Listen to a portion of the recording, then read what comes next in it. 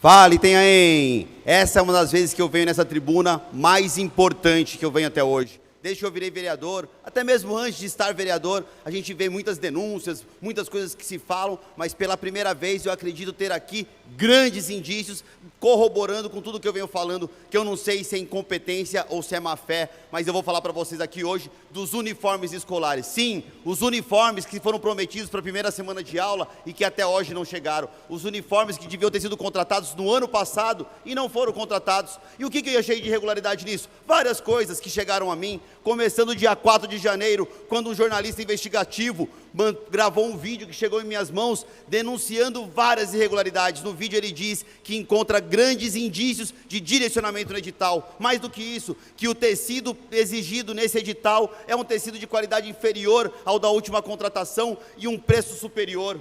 Mais do que isso, é um tecido que ele diz que é um tecido de se mandar fazer, é um tecido que não se tem em prateleira para vender, e mais do que isso, se pedem excessivos laudos desses tecidos, que se precisa mandar para fazer, e se pede quando isso?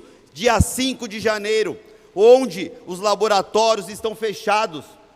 E aí o que acontece? Diante desse vídeo o que eu faço? Eu venho pessoalmente acompanhar essa licitação, chego lá para acompanhar e já encontro uma coisa muito estranha, quando a pregoeira, depois de algum tempo com os envelopes abertos em mãos, sai, diz que o sistema está lento, vai sozinha para a sala dela e volta com o resultado. Eu achei muito estranho, coloquei isso na minha denúncia ao MP, se for preciso que me chame para testemunhar, e a pregoeira também.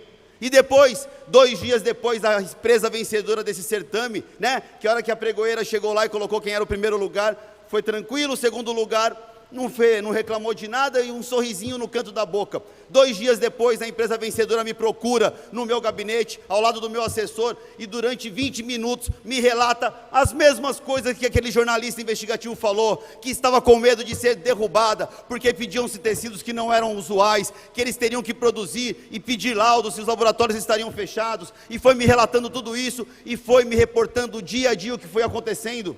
Foi quando ele pedindo mais prazo para a pregoeira, porque ele queria sim apresentar, e pasmem, sabe quanto que era mais barato a proposta dele? 700 mil reais, 700 mil reais mais barato do que o segundo colocado, e não deram esse prazo. Perguntaram, você tem alguma comprovação que o laboratório está fechado?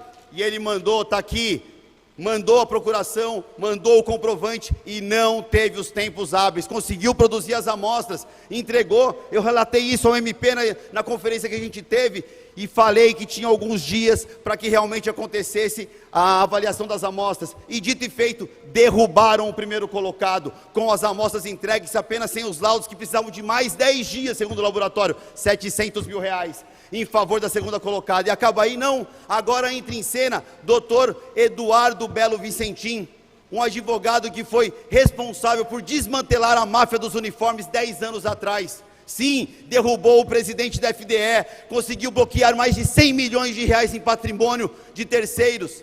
E quem é ele na fila do pão? É filho da terra, criado em Itanhaém, nascido em Itanhaém, e também está indignado com as coisas que ele vem encontrando aqui, e começou a se debruçar nas nossas licitações, e pegou esse edital, e viu, e pesquisou, porque é um cara que conhece, e se identificou para quem que estaria sendo direcionada essa licitação. O que ele fez?